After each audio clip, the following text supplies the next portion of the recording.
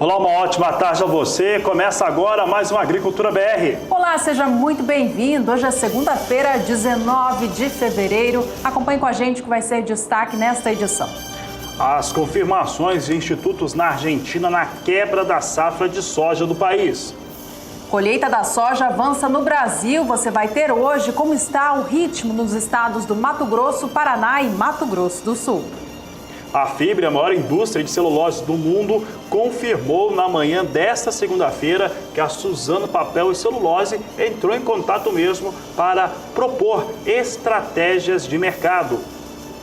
E a cooperativa Coxupé estima a safra brasileira de café arábica do país em 2018 entre 40 e 42 milhões de sacas. Tem mercado físico, mercado futuro e previsão do tempo. Começa agora o Agricultura BR.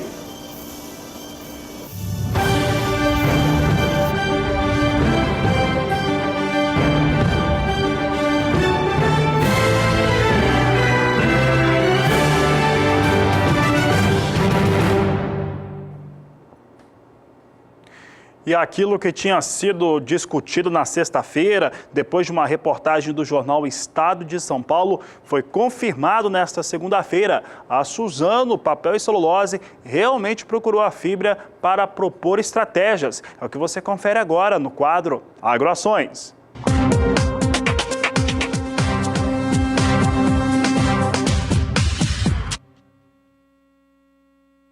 Quadro Agroações de hoje, então, tem as duas empresas, tanto a Fibra Papel e Celulose, quanto a Suzano Papel e Celulose. O que acontece? Foi confirmado nesta segunda-feira que a Suzano realmente procurou a Fibra para propor alianças estratégicas em relação à operação dessas duas empresas. É importante lembrar que a Suzano é uma das grandes produtoras de papel e celulose do mundo e no caso a Fibra é a maior de todas elas. Toda essa situação foi causada lá na sexta-feira, quando tivemos o jornal Estado de São Paulo afirmando que a Suzano teria procurado a Fibra. Por isso que a Fibra, nesta segunda-feira, confirma que isso aconteceu. Por que teve que confirmar? Porque a Comissão de Valores Mobiliários, ela entrou em contato e fez essa solicitação. Perguntou o que estava havendo entre as duas empresas. Mas se por um lado isso pode representar algumas alterações, porque de acordo com a Suzano,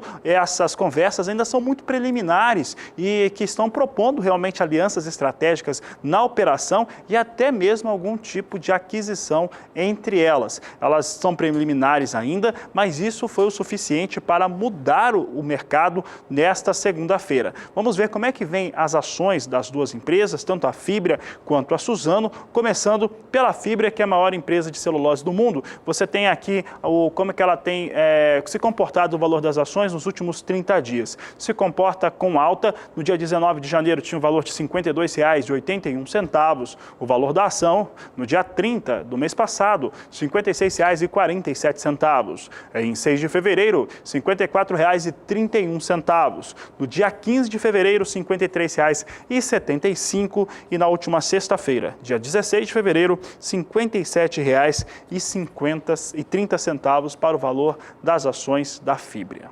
Assim que essa notícia, no qual a Fibra confirmou que realmente recebeu a informação, que recebeu esse contato da Suzano, nós tivemos uma mudança no cenário das ações das empresas. No caso, Fibra, pelo menos nas primeiras horas, subia. Você confere comigo agora como é que vem as ações da Fibra ao vivo agora no mercado futuro. Você observa aqui que na Bolsa de São Paulo vem subindo e sobe forte, sobe 2,63% o valor da ação da Fibra, negociada na sigla FIBR3 a R$ 58,81, já foi até mais alto, já chegou a R$ 58,92 nessa segunda-feira.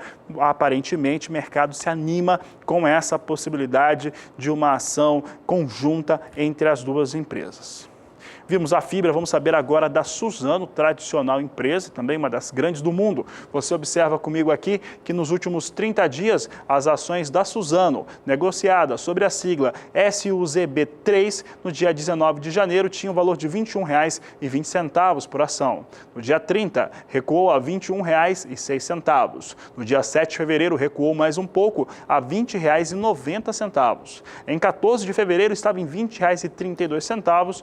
No dia 16, subiu, na última sexta-feira, vindo para R$ 21,34 o valor da ação em 30 dias, portanto, ligeira alta para os valores da ação das ações da Suzano Papel e Celulose. Vamos saber agora como é que vem o mercado ao vivo lá na Bolsa de São Paulo. Eu dizia que abriu, logo depois dessa informação, a confirmação da fibra vinha com alta. Tanto a fibra quanto a Suzano, vamos saber como é que vem agora. Se a fibra ganhava, a Suzano ganha muito mais. 3,13% de alta para as ações da Suzano, sobre a sigla SUZB3, vem sendo negociada a R$ 22,01 neste momento. Portanto, a possibilidade de haver essa alteração, a possibilidade de haver um trabalho conjunto entre fibra e Suzano anima o mercado de ações e as ações das duas empresas vão disparando nesta segunda-feira.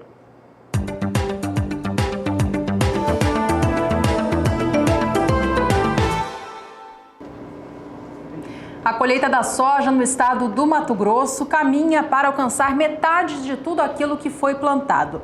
De acordo com o último boletim do IMEA, o Instituto Mato Grossense de Economia Agropecuária, a área plantada com soja no estado e já colhida até o último dia 16 de fevereiro, sexta-feira passada, alcançava cerca de 45%. O ritmo ainda está atrás do visto nesta mesma época do ano passado, quando cerca de 52% das lavouras de soja já haviam sido colhidas. Mas a gente vê que essa diferença vem diminuindo semana a semana. Na comparação com a média dos últimos 5 anos, o andamento da colheita até agora no Mato Grosso já ultrapassa, já que a média é de 43,3%. A região mais adiantada com as atividades de colheita agora é a Oeste, que acabou ultrapassando a região Médio-Norte nos últimos dias. Já a mais atrasada continua sendo a região Nordeste do estado. Olha, de acordo com o IMEA, apesar do ritmo de colheita estar andando bem nestas últimas semanas, tem uma situação que começa a preocupar, que é a qualidade dos grãos. O estado mato-grossense tem recebido muita chuva nas últimas semanas, trazendo já relatos de perdas em relação à qualidade dessa soja colhida. E a gente segue acompanhando então o que acontece por lá. Vamos saber então, Juliana, como é que vem agora as chuvas, as precipitações sobre o estado do Mato Grosso. Quem fala sobre esse assunto é Juliana Rezende. Boa tarde, Juliana. Olá, boa tarde a todos. A colheita da soja no estado do Mato Grosso ainda segue atrasada em relação às safras anteriores. Agora, em torno de 46% de áreas já foram colhidas, mas em comparação com o ano passado, nesta mesma época já haviam sido colhidas 51% das lavouras de soja do estado do Mato Grosso. A região nordeste do Mato Grosso é a região mais atrasada, com apenas 16% de áreas colhidas. Agora, os índices de umidade do solo ainda seguem mais elevados em grande parte aqui do centro e norte do Mato Grosso, onde os índices seguem em torno de 90%, alcançando até 100%. As últimas chuvas é que ainda seguem atrapalhando o andamento das atividades de colheita da soja no estado do Mato Grosso. Agora, nos próximos 5 dias, ainda teremos previsão de pancadas de chuva abrangentes no estado do Mato Grosso até pelo menos o dia 24. Essas instabilidades ainda vão seguir com forte intensidade. Os acumulados ainda seguem bastante elevados, em torno de 70 milímetros aqui no noroeste do Mato Grosso. Nas demais áreas, o volume segue elevado, em torno de 50 milímetros em 5 dias. No decorrer da segunda semana, essas áreas de instabilidades agora vão se enfraquecer no estado do Mato Grosso, só que a chuva não cessa. Então ainda tem previsão de pancadas abrangentes, só que dessa vez é que o volume não deve ser tão elevado. Principalmente aqui na região oeste do Mato Grosso, é onde as instabilidades perdem um pouco mais de intensidade. Aí o sol até começa a aparecer por alguns momentos e os produtores já vão ter um cenário mais otimista em relação ao andamento da colheita da soja. No decorrer do terceiro e último período, entre os dias 2 até 6 de março, as instabilidades ainda vão seguir atuando no estado do Mato Grosso. Dessa vez, as instabilidades ainda vão seguir atuando, só que não de maneira tão expressivas e intensas. Então, o volume de água no decorrer das próximas semanas começa a diminuir, só que a chuva ainda não deve cessar. Então, o solo ainda deve seguir com índices de umidade bastante elevados e como essas instabilidades diminuem um pouco mais de intensidade, então o cenário agora é um pouco mais otimista para os produtores de soja que já estão em andamento com as atividades de colheita. Daqui a pouco eu volto com mais informações do tempo. Em Mato Grosso do Sul, a colheita da safra de soja também já começou, mas o ritmo é bem mais lento, as atividades estão bem no comecinho. Segundo o sistema SIGA-MS, que faz o acompanhamento das atividades de campo no estado de Mato Grosso do Sul, cerca de 99 mil hectares plantados com soja foram colhidos até o momento. Isso representa cerca de 5% de tudo que Mato Grosso do Sul cultivou neste ciclo, temporada 17 e 18. Olha, o ritmo ainda está bastante atrasado na comparação com as safras anteriores. É o pior desde pelo menos a temporada 2011-12. De acordo com o SIGA-MS, nesta época do ano, na temporada 16-17, a área já colhida alcançava 10,6%. E na média dos últimos 4 anos, o ritmo estava bem mais acelerado, chegava aos 31,7%. Esse atraso visto nas atividades de colheita em Mato Grosso do Sul tem a ver com o atraso no plantio da soja, que foi feito mais tarde por conta do atraso na chegada das chuvas. Apesar disso, as lavouras se desenvolvem muito bem. A área que tem os trabalhos de colheita mais avançados é a região norte do estado, com 8,2%. Região central de Mato Grosso do Sul tem 7,1% de área colhida e a região sul é a mais atrasada, com 3,6%.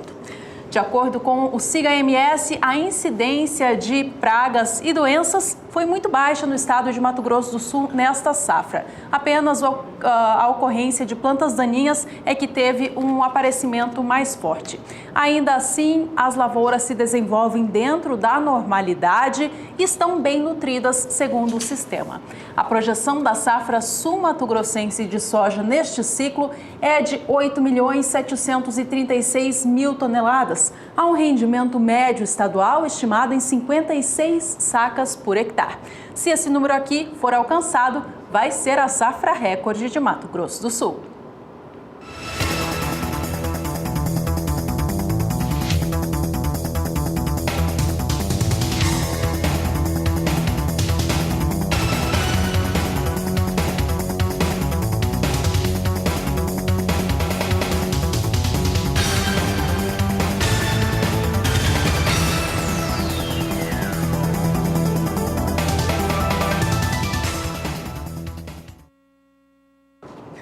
No estado do Paraná, o segundo maior produtor de soja do Brasil, as atividades de colheita também já começaram, mas estão muito no início. Elas chegaram com bastante atraso em relação às safras anteriores. Assim como em todo o país, foi o atraso na chegada das chuvas que acabou retardando o desenvolvimento das lavouras de soja pelo Brasil. E no estado do Paraná, foi o excesso de chuvas no mês de janeiro que também acabou contribuindo para essa situação. Além de haver atraso na retirada dessa soja no campo, as condições climáticas por lá indicam uma qualidade não tão favorável assim. As últimas informações do Departamento de Economia Rural do estado do Paraná mostram que na região produtora de Maringá, cerca de 3% da área foi colhida até agora, registrando uma produtividade média de 53,3 sacas por hectare. De acordo com os técnicos no campo, neste início de colheita está havendo aparecimento de vagens que sofreram com a estiagem e depois com esse excesso de chuvas em janeiro, o que tem ocasionado um número maior de grãos avariados, que são aqueles grãos que têm uma qualidade não tão positiva, são fermentados, mochos, enfim, outras qualidades negativas. Em outra região produtora, Jacarezinho, a situação é a seguinte: as primeiras lavouras começam a ser colhidas agora. Por enquanto, a produtividade está dentro do previsto inicialmente. A grande preocupação em relação aos produtores seria a alta incidência de grãos ardidos, que são aqueles fermentados, por conta dessa desse excesso de umidade mais recente. Por enquanto, essa condição não se concretizou, pelo menos nos primeiros lotes que chegam aos armazéns. Apenas 2% dos grãos colhidos têm apresentado essa classificação de grãos ardidos. No município de Toledo, o processo de colheita também já teve início e agora começa a avançar. E no município de Ponta Grossa, as primeiras áreas entram com as colheitadeiras no campo. Vamos ver então como é que fica esse clima para o estado do Paraná. Quem fala sobre o assunto é Juliana Rezende. Ao longo dos últimos dias, as atividades de colheita da soja no Paraná começaram. Isso porque, nos últimos períodos, alguns episódios de chuvas mais fortes acabaram atrapalhando o início da colheita da soja e, por conta disso, os produtores começam agora as atividades de colheita ainda atrasados em relação às safras anteriores. Agora, a umidade do solo ainda segue mais elevada no Paraná, com índices que ficam em torno de 80% até 90% na maior parte do estado paranaense. Nos próximos 5 dias, tem previsão de chuva no estado do Paraná. Não vai ser uma chuva muito volumosa, então são pancadas ainda de fraca intensidade que devem ganhar um pouco mais de força apenas na faixa litorânea do estado do Paraná, onde os ventos úmidos que sopram do mar contra a costa acabam aumentando as instabilidades e provocando pancadas, podendo alcançar acumulados de até 30 milímetros em toda a faixa leste do estado paranaense. Nas demais áreas do estado, previsão ainda é de pancadas irregulares e também o sol deve aparecer por alguns momentos.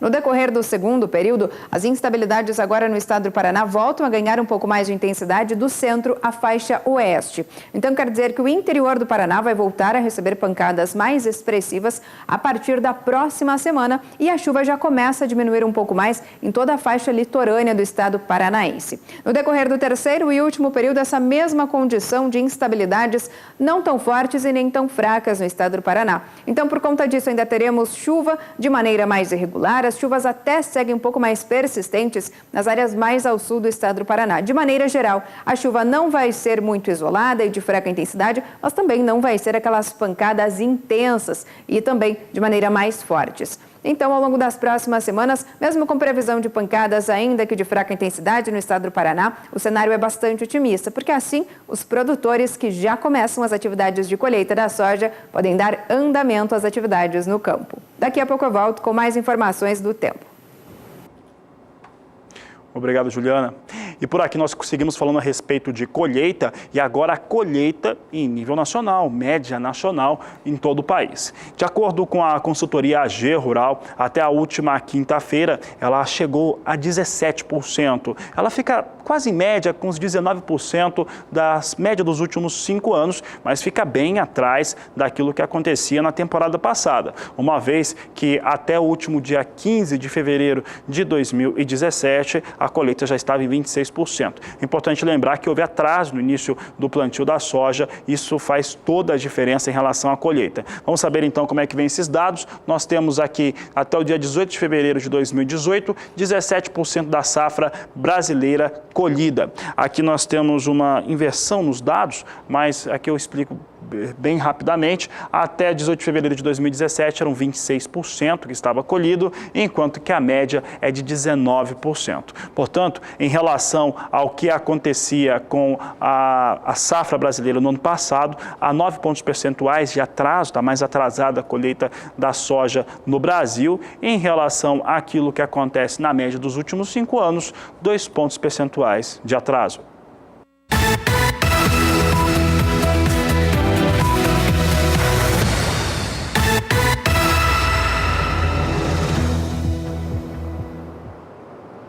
Seguimos com o assunto soja. Agora vamos à referência de preços. Como estão sendo negociadas as sacas nos portos do Brasil? Nessas últimas 2 semanas houve valorização, tanto no porto de Paranaguá quanto no porto de Santos. A alta tem a ver com o dólar subindo no Brasil e principalmente nesses últimos dias com a soja negociada na Bolsa de Chicago, que subiu para mais de $10 por bushel em função da quebra de safra na Argentina. Este patamar segue lá em cima e o mercado aqui no Brasil sente este preço. No porto paranaense, há uma elevação de 4,5% acontecendo para o preço da saca do grão. No dia 5 de fevereiro, o porto pagava R$ 72,70 pela saca da soja. No dia 8 do mês, elevava este valor para R$ 74 e para R$ 75 no dia 12. No dia 14 de fevereiro, semana passada, o valor estava em R$ 76 a saca e abre esta semana ainda no patamar de 76, registrando essa alta significativa nos últimos 15 dias. O Porto de Santos também tem uma alta parecida nas últimas 2 semanas. Os valores da soja estão bem mais elevados, veja só, na casa de R$ 76 também. No dia 5 de fevereiro, Porto de Santos pagava R$ 73 no valor de cada saca do grão. No dia 8 eram R$ 74. No dia 12, R$ 75 a saca. E o patamar de 76 foi alcançado na última quarta, dia 14 de fevereiro. Nesta segunda, dia 19, Porto Paulista paga R$ 76,50 pela saca de soja. Elevação em 15 dias de 4,8%.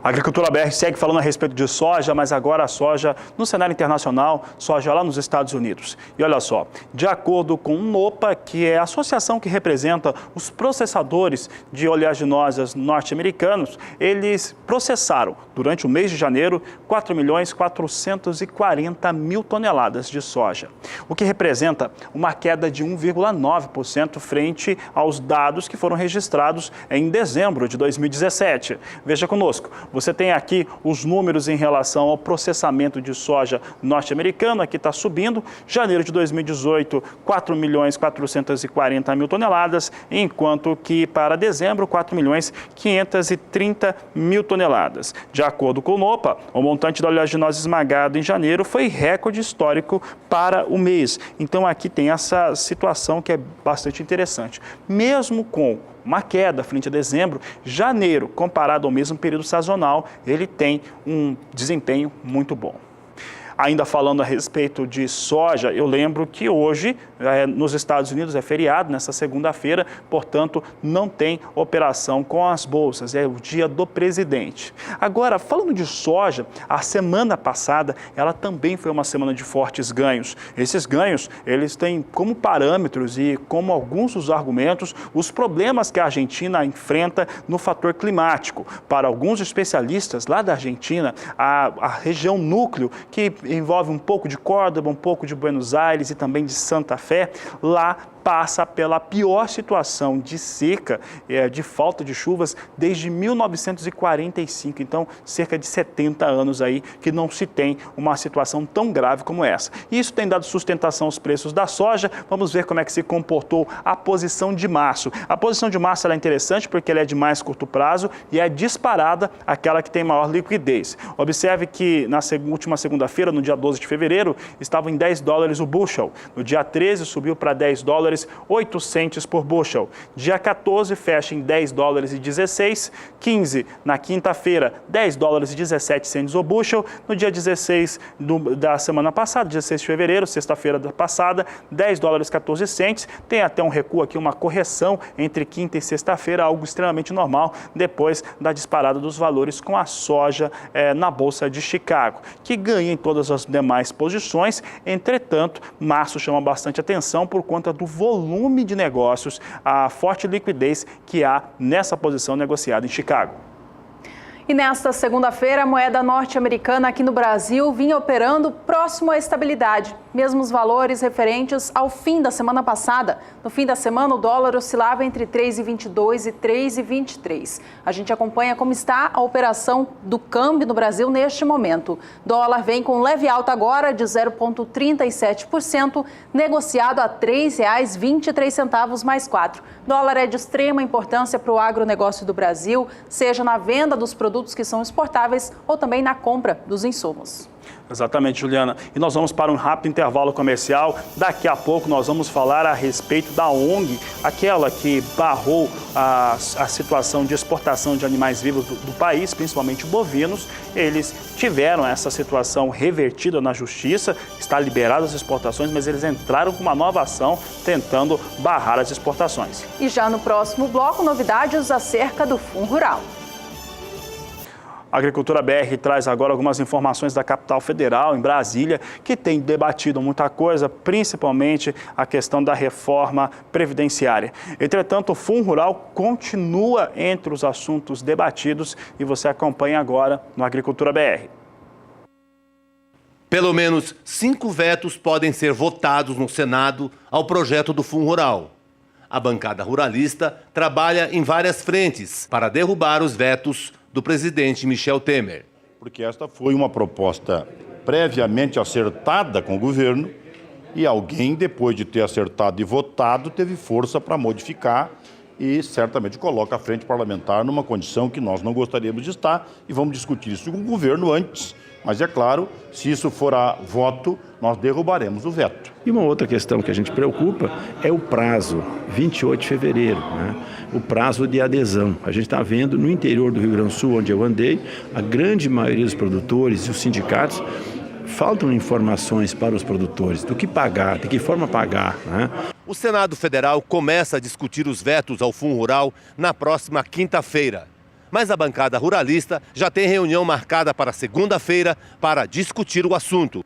A deputada federal Tereza Cristina, do DEM de Mato Grosso do Sul, que assume a presidência da Frente Parlamentar da Agropecuária, a FPA, na terça-feira, dia 20, negocia com o governo e com a bancada ruralista o encaminhamento das votações a partir da semana que vem. Nós temos medo que, se não conseguirmos derrubar pelo menos alguns vetos, como a multa, o efeito cascata, que traz aí um prejuízo enorme para o produtor rural, principalmente para o pecuarista e para o pessoal de sementes, é muito grave. O que vai acontecer? Nós vamos descapitalizar e vamos tirar a competitividade de alguns setores, de algumas cadeias produtivas do agronegócio. A nova diretoria da FPA toma posse na terça-feira à noite em Brasília. Odacil Canepa para o SBA.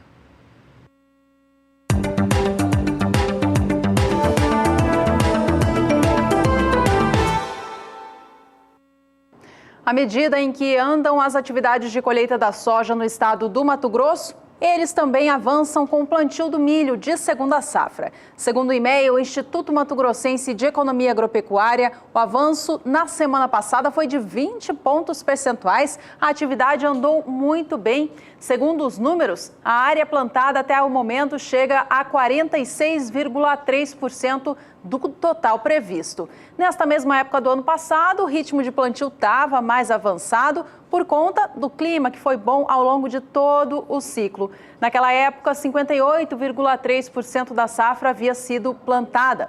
Mas na média dos últimos 5 anos, o ritmo traz um número menor, de 41,3%.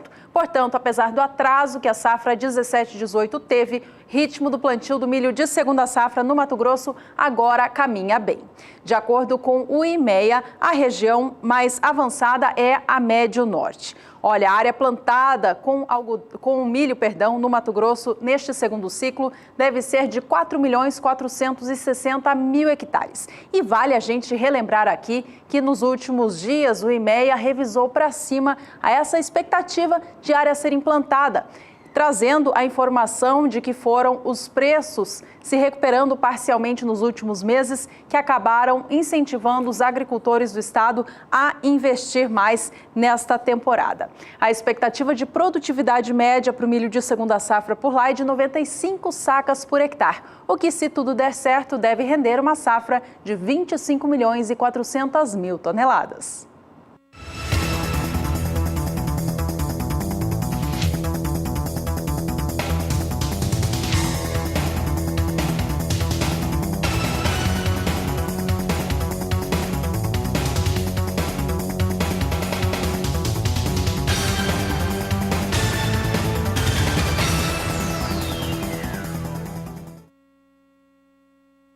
você vem acompanhando ao longo das últimas edições e na programação toda do Canal do Boi nos últimos dias, uma prévia do que vai acontecer na Dinapec 2018. O repórter Kleber Rabelo conversou com o chefe de transferência de tecnologia da Embrapa sobre as novidades da feira este ano. A Dinapec 2018 vai acontecer nos dias 7, 8 e 9 de março na Embrapa Gado de Corte, em Campo Grande. Eu estou aqui com a Thaís Basso, ela é chefe de transferência de tecnologia da Embrapa Gado de Corte. Veio participar de uma reunião aqui no SBA para alinhar as informações. O SBA vai fazer a cobertura completa deste evento. O tema este ano qual é, Thaís? O tema deste ano é agropecuária de baixo carbono.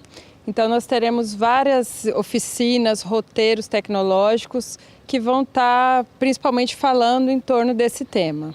Qual que é a importância da cobertura do SBA nesse evento que é aberto aí para produtores, acadêmicos? Então, nós temos uma parceria com a SBA já desde 2005, né?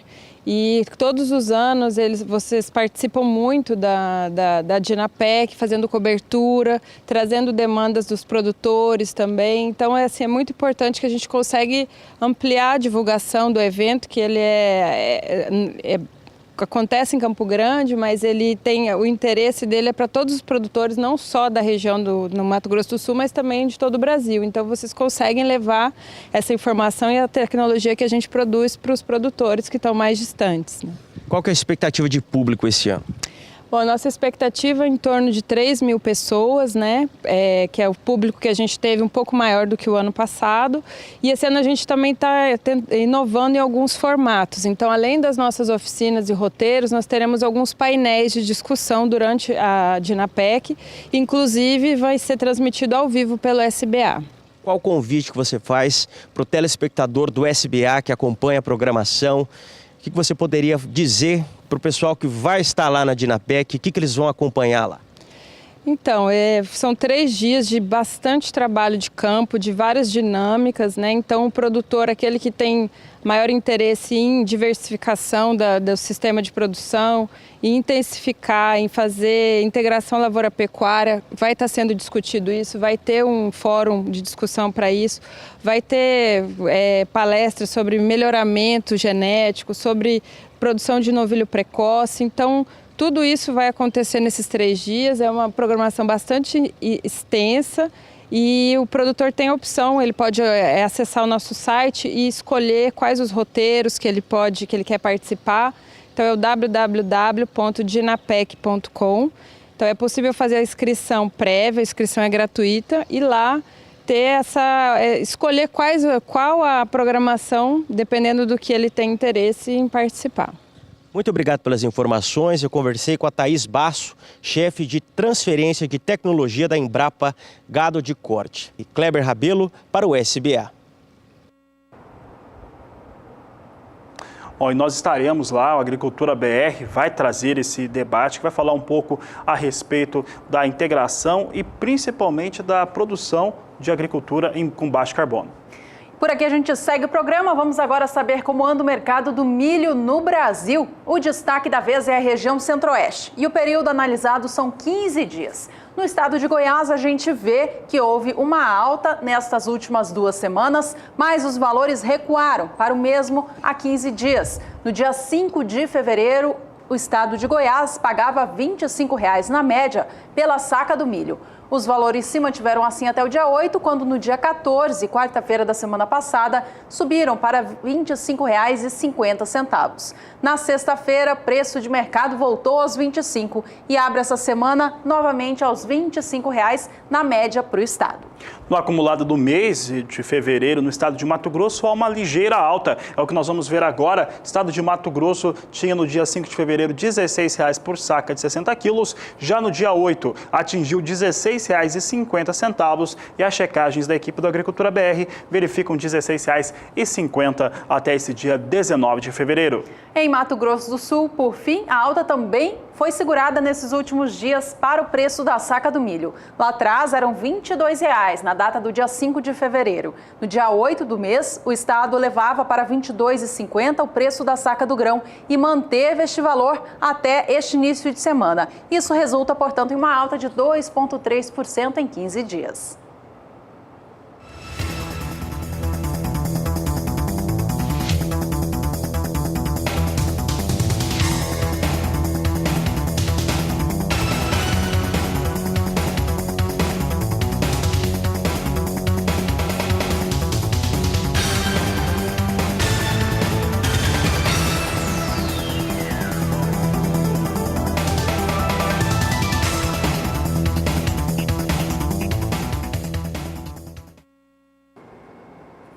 Produtor rural, você que acompanha o mercado agropecuário sabe da existência de diversas empresas que atuam tanto no cenário nacional quanto global em várias frentes e em diversas cadeias produtivas. Empresas que conseguem atuar, por exemplo, tanto no ramo de produção animal, influenciam no ramo também da agricultura, na aquisição ou mesmo na produção de grãos, e como no país, passa também pela mídia televisiva, entre outros cenários que acaba tendo uma forte atuação.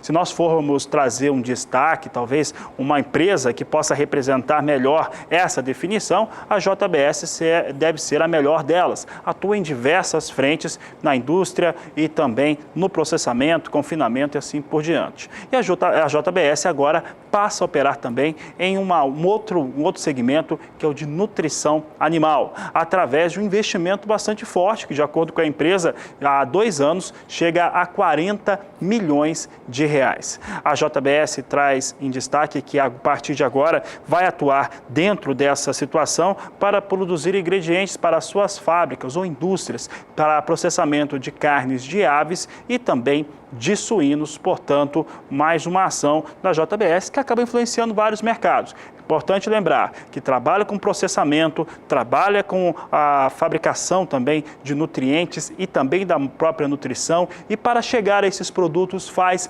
forte aquisição de milho no mercado nacional. Hoje nós estamos aqui na Embrapa Gado de Corte com o zootecnista Haroldo Queiroz para falar de planejamento forrageiro. O que você pode fazer agora para não passar apertado na seca? A reportagem completa você acompanha nos nossos programas. Tá aí a Kylie, em breve, reportagem sobre esse tema importante para a pecuária nacional. Por aqui nós vamos para mais um rápido intervalo. No próximo bloco o assunto é café. A gente traz uma nova projeção para a safra do Brasil. Está na hora de você participar do programa conosco, mande a sua mensagem para o nosso WhatsApp. O número é 67996562266. Nós voltamos já.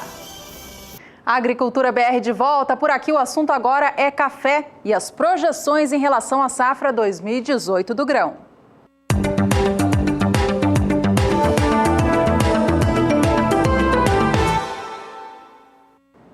A Cooperativa dos Cafeicultores de Guaxupé, uma região de Minas Gerais, a chamada Cooperativa Cooxupé, apresentou a sua expectativa em relação à safra 2018 de café arábica do Brasil. Os números da cooperativa mostram que, se tudo der certo, a safra pode ser até 20% maior na comparação com o ano de 2017. Nessa projeção da cooperativa Cooxupé, que é a maior do mundo em cafés, a safra 2017 do Brasil foi de 35 milhões de sacas de 60 quilos, considerando apenas a variedade arábica. Já a safra de 2018 ficou projetada pela cooperativa entre 40 a até 42 milhões de sacas de 60 quilos do grão. Para chegar a este número aí, lavouras das regiões do sul de Minas Gerais, do Cerrado Mineiro e da Alta Mogiana em São Paulo foram visitadas por profissionais da cooperativa. Segundo a cooperativa, esse número poderia ter sido até maior caso as condições climáticas fossem favoráveis na época de florada. O número projetado pela Cochupé, entre 40 e 42 milhões de sacas, está dentro do que projetou também o IBGE, mas abaixo da média estipulada pela Conab para essa safra de arábica do Brasil. Vamos relembrar os valores aqui então. Cochupé projetou então a safra de arábica entre 40 a 42 milhões de sacas. O IBGE trouxe no seu último levantamento a expectativa de que o país colha 41 milhões 380 mil sacas de 60 quilos do grão. Já a Conab projetou a safra de arábica entre 41 milhões 740 mil a até 44 milhões 550 mil sacas de 60 quilos. Bom, o volume de café arábica que o Brasil vai colher é incerto precisamente. Mas uma coisa é verdadeira, a safra 2018 é de bienalidade alta para a maioria das regiões produtoras do país, o que vai ser, sim, maior do que o ano passado. Na última sexta-feira, nós conversávamos com o Eduardo Carvalhais, do escritório Carvalhais, a respeito das projeções de safra no Brasil, entre outros assuntos. Você vai saber o posicionamento dele a respeito dessas elevações para aquilo que se espera da safra brasileira. Desde o começo do ano até no final do ano passado, se fala muito sobre a próxima safra brasileira de café, que é de ciclo alto, né? Choveu bem a partir de novembro, dezembro, agora janeiro também choveu bem, e isso vai fazer com que nós tenhamos uma safra boa, só que as chuvas chegaram atrasadas, uma parte da florada foi perdida, então nós vamos ter uma boa safra de ciclo alto, mas não vai ser a safra que se esperava no começo.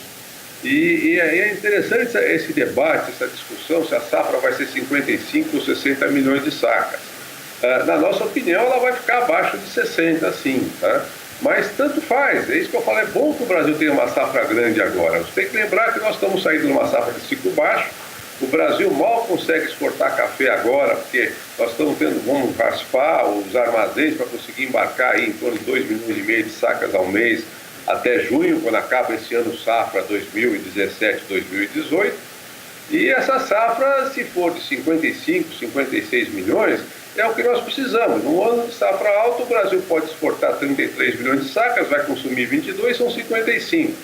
Então, mesmo que ela fosse 60, como eu disse, na nossa opinião, não parece que ela não vai chegar a isso, pelo que falam os agrônomos, eu não sou agrônomo, sempre gosto de realçar isso, vai sobrar muito pouco café para outra safra, para a safra de 2019, que é de ciclo baixo novamente.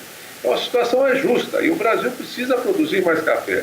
É que os preços atuais pressionados não estimulam o cafeicultor a investir mais ainda no café. O Brasil precisava caminhar para safras médias de 60 milhões de sacas, 60 milhões, nós nunca chegamos lá, né? E safras médias disso para poder continuar sendo o maior produtor e o maior exportador do mundo. O consumo mundial vem crescendo, começa a crescer na Ásia agora, a China parece que despertou para o consumo de café, estão lá duas dos maiores grupos mundiais de café, a Starbucks e a Nestlé investindo forte dentro da China, há um potencial muito grande. O consumo lá ainda é baixo, mas está crescendo 20% ao ano. Na Coreia do Sul acontece a mesma coisa. O Japão já é grande consumidor. Outro consumidor de chá, que são os ingleses, estão dizendo que se o consumo continuar crescendo de café lá, do jeito que cresce no momento, em 2021 ele passa o consumo de chá. Imaginem, o consumo na Inglaterra de chá sendo passado pelo consumo de café. Portanto, o café vai bem no mundo. O que está ruim é aqui dentro do Brasil para o produtor de café, porque ele vê cada vez mais a fatia dele no negócio sendo comprimida. A própria ONU tem um organismo destinado a estudar marcas e patentes, e ela, em novembro do ano passado, deu um estudo mostrando que da riqueza toda gerada por esse negócio de café, em 2013, foi o último levantamento que eles fizeram, só 33% fica nos países produtores de café. Então, o que nós precisamos é estudar o meio de aumentar a fatia dos cafeicultores dessa grande riqueza que o café gera no mundo. Isso precisa de políticas de café e, no momento, você sabe que isso é impossível do jeito que o Brasil está, nessa transição que está, com uma eleição à frente, com problemas fiscais, é muito difícil que o governo federal tenha condições de parar, conversar com a liderança da cafeicultura e estudar uma política para café. Mas eu repito, essa safra que vem por aí é muito boa para o Brasil e não assusta. Nós precisamos coordenar a entrada dela no mercado. Você viu aí, né, o especialista Eduardo Carvalhais comentando a respeito do mercado do café no Brasil, que mesmo diante de números que precisam acontecer no país, ou seja, a safra cheia precisa acontecer para que o país continue exportando esse alto volume do grão, mesmo assim os valores estão bastante pressionados, o que desestimula o cafeicultor a investir na cultura. A gente trouxe aqui agora os valores do café arábica e do conilon na semana passada. A gente vê que o preço da saca de café arábica caiu mais uma vez na última sexta-feira, dia 16, fechando a semana a R$ 434,47. Este é o valor de referência para o café arábica tipo 6, classificação bebida dura para melhor, negociada no estado de São Paulo. A queda ela vem acontecendo para o arábica em virtude dessa safra maior em 2018, como a gente vem comentando. No acumulado destes primeiros dias do mês de fevereiro, a queda passa de 2% na comparação com o fechamento de janeiro. A queda também é vista para o mercado de café conilon aqui do Brasil, que em 2018 deve ter um segundo ano de recuperação dos cafezais. Só lembrando aqui, até 2016 a safra foi muito pequena no estado do Espírito Santo por conta de fortes secas que a região vinha sofrendo nos últimos anos. De 2017 para cá, a região recuperou parte dos seus cafezais e isso traz uma projeção de safra melhor. Os valores, com isso, têm reagido para baixo também no estado do Espírito Santo. Mês de fevereiro, ele vem segurando ainda um pouco mais esta queda, mas traz ainda essa projeção de valores menores. Na última sexta-feira, o valor da saca de 60 quilos do grão tipo 6, peneira 13 acima, fechou a R$ 318,68 para o estado capixaba. Vamos saber como é que vem a referência internacional. É o café robusta negociado em Londres e ele vem perto da estabilidade nesta segunda-feira. A posição de março vem com $1.791 para o contrato, com uma alta de 0,11%. Enquanto isso, a posição de maio perde 0,11%, vindo a $1.752 por tonelada os negócios. A posição de julho é negociada agora a $1.779 a tonelada, também registrando queda de 0,11%, enquanto que a posição de setembro vem com $1.782 a tonelada. Na estabilidade, perde agora 0,06% negócios com café robusta na Bolsa de Londres.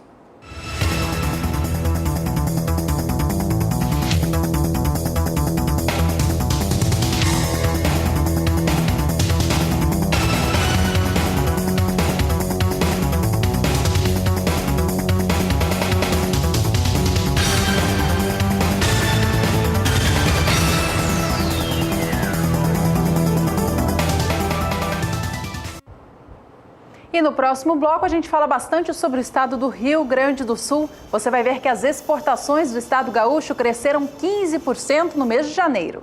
Ainda hoje você vai ver que o último trimestre de 2017 marcou de vez a saída do Brasil de um processo de recessão dos últimos 2 anos. Não sai daí, voltamos já. O primeiro mês de 2018 foi marcado por alta nas exportações do agronegócio gaúcho. De acordo com dados do Ministério da Indústria, Comércio Exterior e Serviços, as vendas do agronegócio do estado do Rio Grande do Sul geraram $796 milhões em janeiro, mostrando uma alta de 15,4% em relação a janeiro de 2017. Esse volume todo representou 62% das exportações totais do estado no mês passado. O volume de produtos do agro enviado ao exterior chegou a 1.279.000 toneladas. Esse número positivo, que cresceu em mais de 15% em relação a janeiro do ano passado, tem a ver com o bom desempenho da soja, do arroz e também do fumo do estado do Rio Grande do Sul. O maior comprador dos produtos do agro gaúcho continua sendo a China, que responde por cerca de 32,5% do que é enviado ao exterior. Os Estados Unidos aparecem em segundo lugar, com 7%, e em terceiro lugar, a Bélgica, com 5% das compras, assumindo um posto que vinha antes sendo conquistado pela Rússia.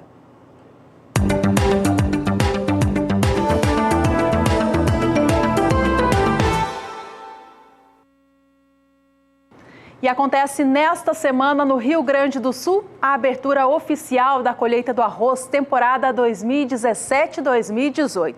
As imagens que você vai ver agora na tela mostram o evento realizado em 2017. Neste ano de 2018, ele acontece entre quarta e sexta-feira próxima agora, dia 21, 22 e 23, no município de Cachoeirinha, no estado do Rio Grande do Sul. A gente pode colocar na tela as imagens do ano passado para o pessoal acompanhar. É um evento que marca simbolicamente, portanto, a abertura da colheita do arroz. Neste ano estão previstas vitrines tecnológicas, discussões, seminários e, é claro, a tradicional colheita com a chuva de arroz, geralmente quando o governador do estado sempre participa. A colheita simbólica acontece dentro do evento e será realizada na sexta-feira, dia 23 de fevereiro.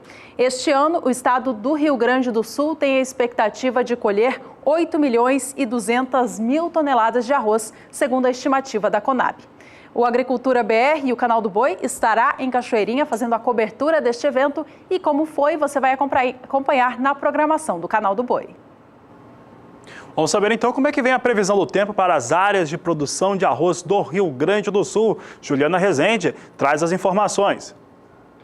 O tempo mais seco ao longo dos últimos dias no Rio Grande do Sul favoreceu os produtores de arroz que já começaram as atividades de colheita, especialmente na fronteira oeste. Na região de Itaqui e São Borja, os produtores já começaram a colheita no campo, ainda em ritmo bastante lento. Os índices de umidade do solo vêm diminuindo ao longo das últimas semanas, especialmente aqui do oeste até o sul gaúcho. Os índices agora ficam em torno de 20% até 30% e é o tempo mais seco que vem favorecendo para esse declínio da disponibilidade hídrica do solo.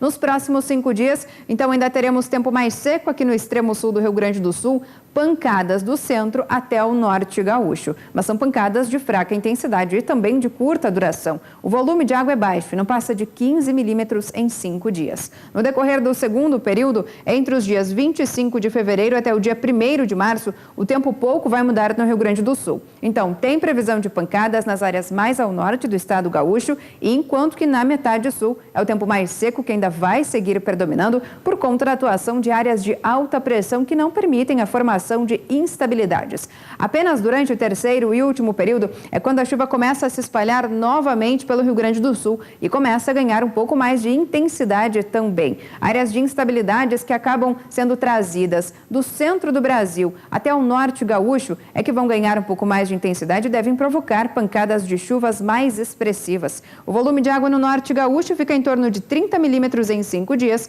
enquanto que na metade sul as pancadas já são mais fracas, irregulares e isoladas. Então, durante as próximas semanas, como não tem previsão de chuvas expressivas e com forte intensidade no Rio Grande do Sul, não deve atrapalhar o andamento da colheita do arroz, que já começou nas áreas do oeste gaúcho. Daqui a pouco eu volto com mais informações do tempo.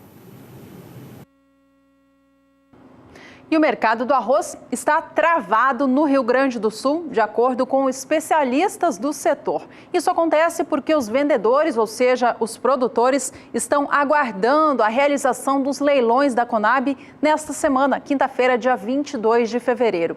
Os poucos negócios que acontecem estão a valores bem baixos, na casa de R$ 35,00 pela saca de 50 quilos do grão em casca. O valor, na casa dos 35, fica abaixo, inclusive, do preço mínimo estabelecido pelo governo federal, que para a cultura é de R$ 36,01 a saca. Na última sexta-feira, preço no estado gaúcho ficou em R$ 35,08. Mais uma vez, eu reforço aqui, segundo especialistas do mercado, este mercado está sem referência, negócios estão travados. E para ajudar a cadeia produtiva do arroz a realizar estes leilões na próxima quinta-feira, dia 22 de fevereiro, técnicos da Conab se reúnem nesta segunda-feira com membros da cadeia no estado gaúcho para tirar as dúvidas a respeito destas operações. Eles estão reunidos na manhã desta quinta com cerealistas, indústrias, produtores rurais e outros membros ligados à cadeia produtiva do arroz. O objetivo desse encontro é passar as informações técnicas e legais destes leilões que acontecem na quinta e tirar as dúvidas. Uma delas que a Conab comentou que tem sido bastante frequente é em relação à emissão de notas fiscais. Então, para que tudo corra bem nos leilões da próxima quinta, Conab, portanto, tira todas essas dúvidas nesta segunda-feira no município na cidade de Porto Alegre, capital do estado gaúcho. Só para a gente reforçar aqui, quinta-feira, portanto, um leilão PEPRO e um PEP sendo realizado pela Conab para ajudar a comercialização do cereal no estado gaúcho, que, como a gente viu aqui, está com preços abaixo do valor mínimo. E por aqui falamos a respeito da Conab, que inicia nesta segunda-feira uma série de visitas a armazéns públicos e privados no Distrito Federal, Goiás, Bahia, Santa Catarina e Rio Grande do Sul. O objetivo é checar se aqueles produtos que fazem parte de alguns programas, como aquele programa de segurança alimentar, para saber como é que está a estocagem deles. Além disso, vai se fazer a inspeção também sobre alguns produtos a granel, como no caso do milho e do trigo. Vamos saber agora como é que vem essa situação. Nós temos aqui o que deve acontecer o que acontece a partir desta segunda-feira em relação à Conab e também o seu programa de visitas, os estados que estão sendo visitados, os armazéns que estão sendo visitados, estão localizados no Distrito Federal, Bahia, Goiás, Santa Catarina e Rio Grande do Sul. Há também a inspeção a granel de arroz, milho e trigo. Trata-se também da primeira etapa. Essa questão da inspeção ali, que está sobre arroz, milho e trigo, é a inspeção. Ela vai acontecer em alguns estados brasileiros e trata-se da 9ª inspeção sobre esses produtos a granel. Portanto, é uma situação importante que a Conab faz a partir desta segunda-feira e deve seguir até o próximo mês. Nós temos aqui as novas inspeções ocorrendo em armazéns de Santa Catarina, Rio Grande do Sul e Goiás, especificamente sobre os produtos arroz e milho.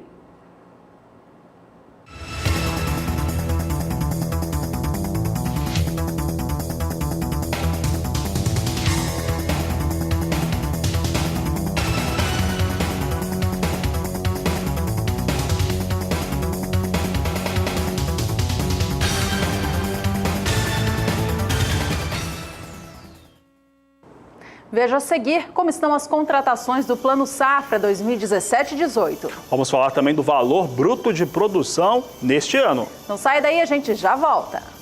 O Ministério da Agricultura divulgou no fim da última semana o volume de recursos que já foi contratado por agricultores e pecuaristas brasileiros para financiar a safra 2017-2018.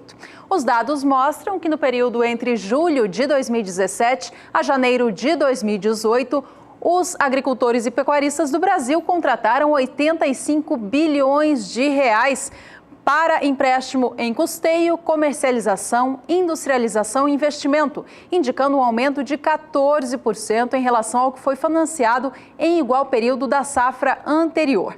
Cerca de 70% deste volume de recursos foi de contratações da agricultura e 30% de contratações referentes à pecuária.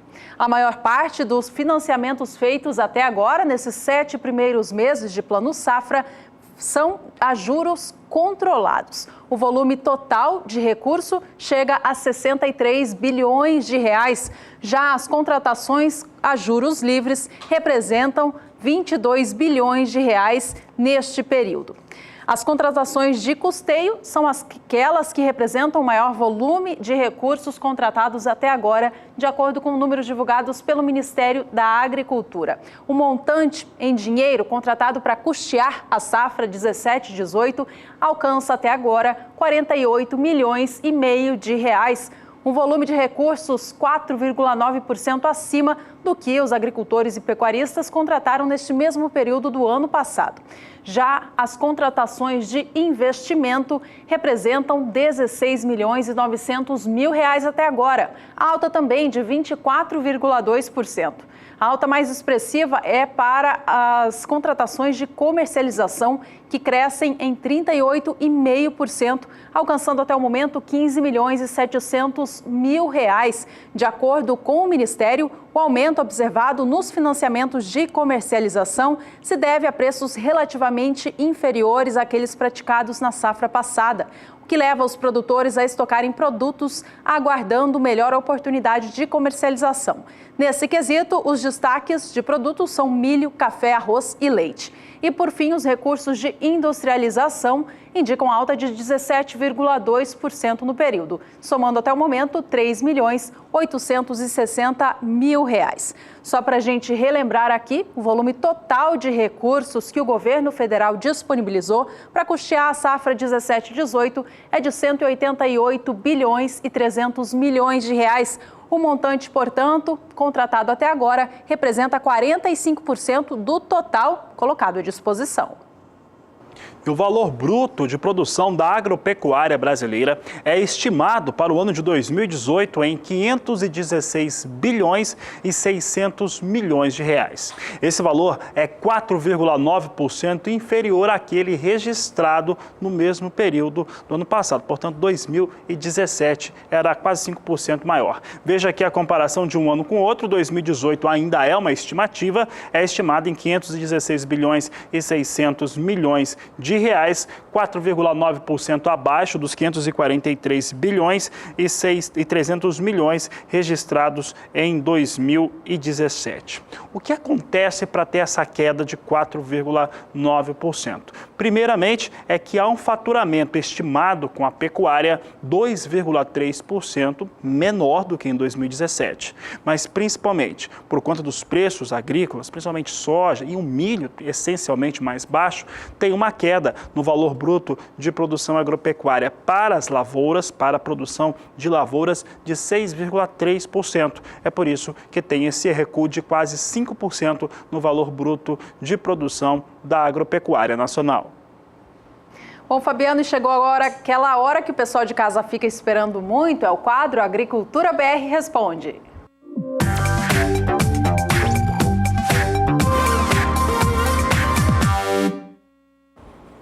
Vamos saber quem está participando conosco. Eu já sei que é telespectador do estado da Bahia. Vamos saber quem que está aqui conosco. É o Tiago, de Caraíbas, na Bahia. E olha só, gostaria de saber a previsão de chuva nos próximos dias aqui na Bahia. Então vamos lá saber, lá na Terra Boa, como é que fica então a previsão do tempo com a Juliana Rezende.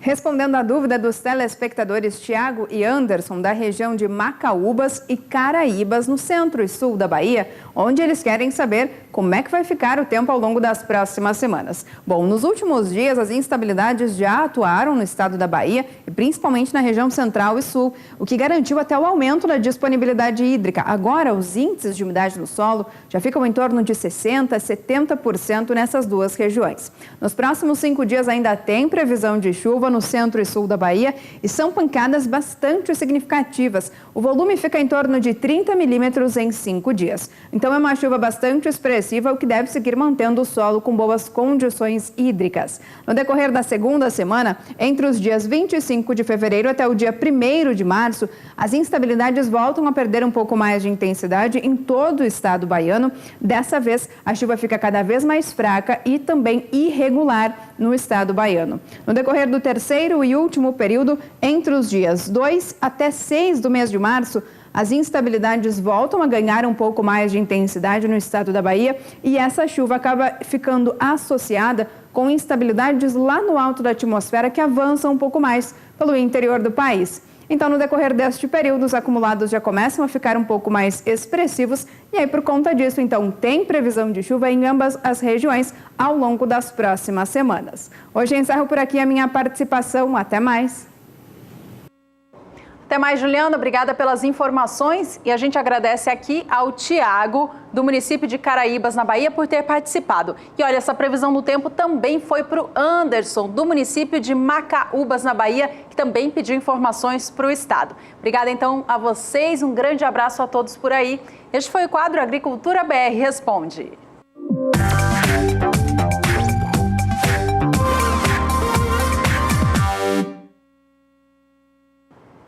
A expansão da atividade econômica do Brasil no último ano foi positiva, trazendo o país para crescimento econômico depois de 2 anos de recessão, de acordo com o Banco Central Brasileiro. Os dados, eles foram apurados pelo IBCR, que é o chamado Índice de Atividade Econômica do Brasil, que trouxe uma elevação para o 4º trimestre do ano passado sobre o 3º trimestre, na ordem de 1,26%.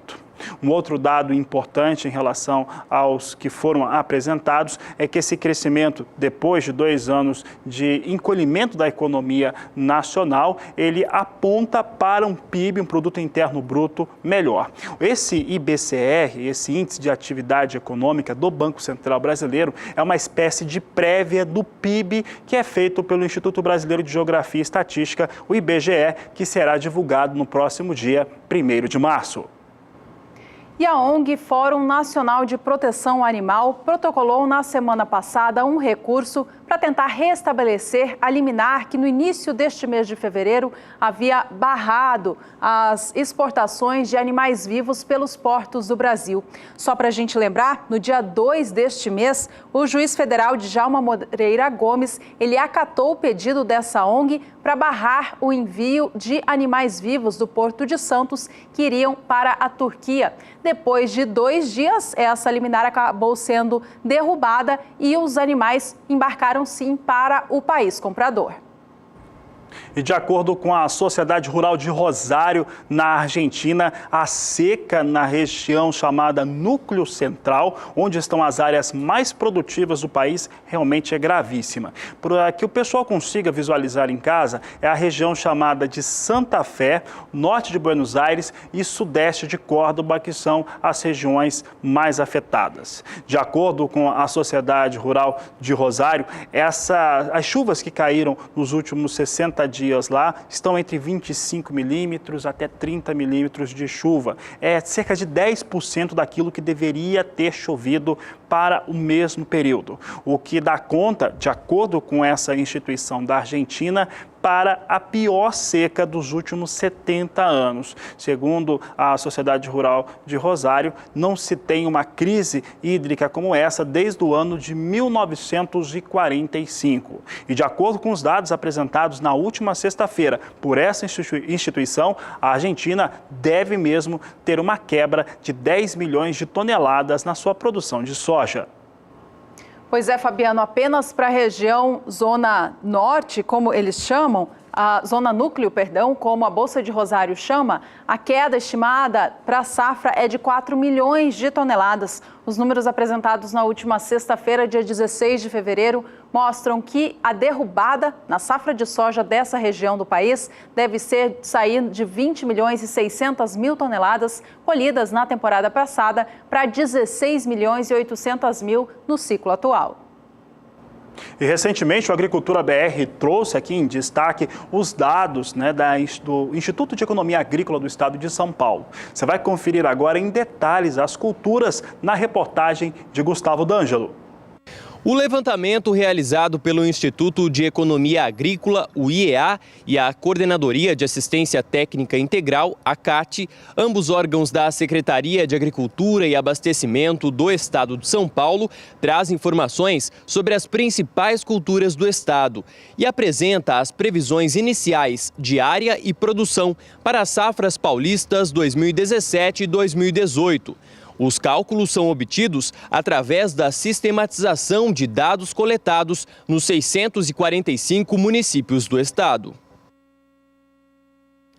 A safra 2017 e 2018 de café em São Paulo deve superar as 5 milhões e 300 mil sacas, ou 318 mil toneladas, um incremento de 17,7% frente ao resultado da temporada anterior, quando foram colhidas 4 milhões e 500 mil sacas de 60 quilos beneficiadas. Entretanto, segundo o IEA e a CAT, quando comparada à safra 2015 e 2016, na qual a colheita registrou 6 milhões e 100 mil sacas, a atual estimativa representa queda de 14,6%. Porém, as boas condições climáticas nos principais cinturões e o manejo agronômico adotado pelos cafeicultores devem contribuir para um forte incremento na estimativa de quantidade colhida. A safra de verão de grãos no estado paulista está estimada em 6.700.000 toneladas, aumento de 0,4% na comparação com o ciclo anterior. Segundo o IEA e a CAT, a área plantada sofreu decréscimo de 0,1%, sendo projetada em 1.500.000 hectares. Por sua vez, a produtividade média deverá crescer 0,5% frente à safra anterior. A estimativa final para a cultura da laranja no estado, relativa ao ciclo 2017, está prevista em 324.500.000 caixas de 40 quilos e 800 gramas, ou 13.241 toneladas, montante 24,6% maior que a quantidade obtida em 2016. De acordo com o IEA e a CAT, 79,5% deste volume tem como finalidade atender a indústria e os 20,5% restantes destinam-se ao mercado de laranja para mesa. Quanto à área plantada, que inclui área com plantas ainda não produtivas, o levantamento indica aumento de 1% em relação ao ano anterior. Na atual safra, registra-se discreto crescimento tanto na área nova quanto na área em produção. Embora ainda esteja em andamento o processo de erradicação de plantas em pomares comprometidos por problemas fitopatológicos, principalmente cancro cítrico e greening. A safra de cana-de-açúcar no estado de São Paulo, relativa ao ciclo 2016-2017, registrou alta de 2,6% frente ao ciclo anterior, atingindo o volume de 450.100.000 toneladas. Segundo o IEA e a CAT, a área plantada registrou avanço de 0,8% e a produtividade cresceu 2%, se situando em torno de 80,4 toneladas por hectare. De acordo com os órgãos, 55,5% da produção total de cana-de-açúcar concentram-se em apenas 10 regiões do estado. Gustavo D'Angelo para o SBA.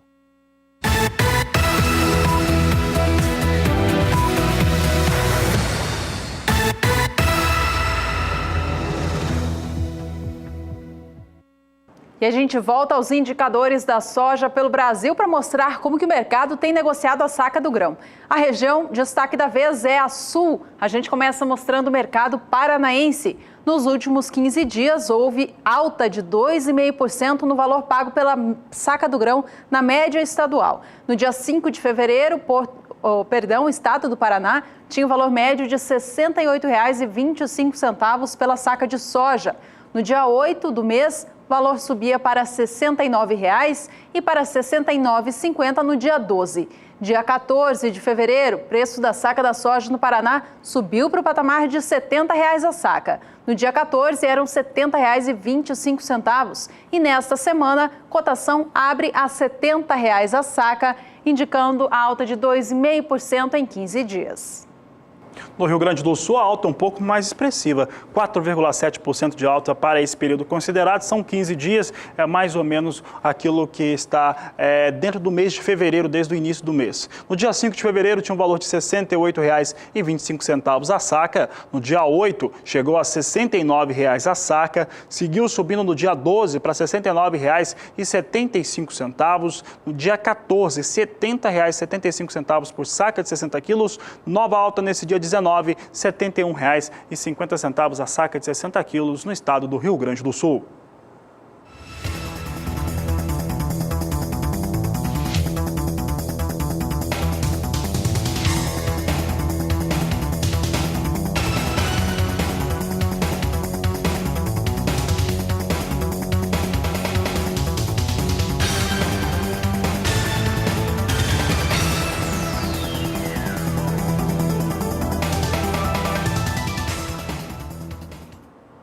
E a Associação Brasileira da Indústria de Óleos Vegetais lançou um tipo de cartilha para fazer com que fique padronizado alguns procedimentos da soja, como lavoura, como a relação em aquilo que se trabalha no campo e até mesmo para exportação. Quem fala sobre o assunto é Odacil Canepa.